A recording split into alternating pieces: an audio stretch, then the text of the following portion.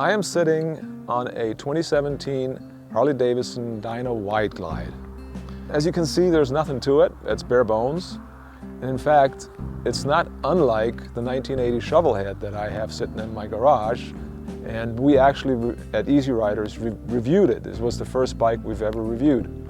So it's kind of fun to close the circle, I guess, if you will, and sit on this 2017 version.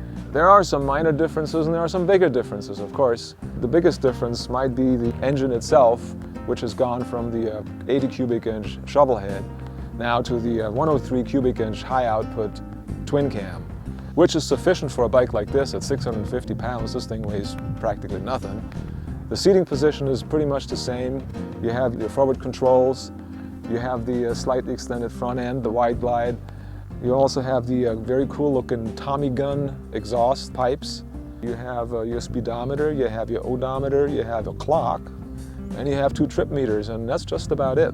But you have to push the button for each one of these, and I usually don't even bother with that.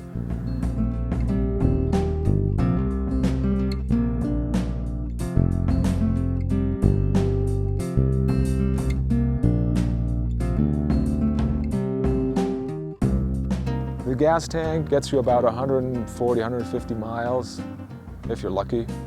I find that I usually gas up after about 130, 120, 30 miles, something like that. It's not a bagger, but you can put bags on it. It takes a little doing, like removing your rear fender, but it can be done. The bike also has ABS, that's standard. The handlebars are sort of like beach bar-y, comfortable, wide. So it handles really nice. It's a light bike, it's agile. You take it up the canyon, through the canyon, up the mountains, twisties, all kinds of stuff. It handles great. And so you sit there, you straddle the bike more than you sit in it. The WideGlide has your basic standard swing arm frame.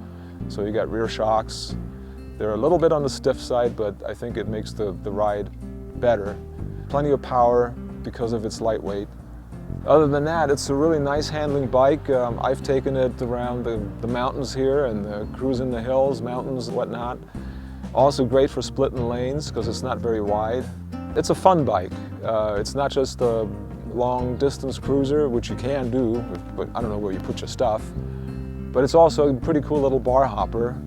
And if you want to, if you got the dough, it lends itself ideally for customizing.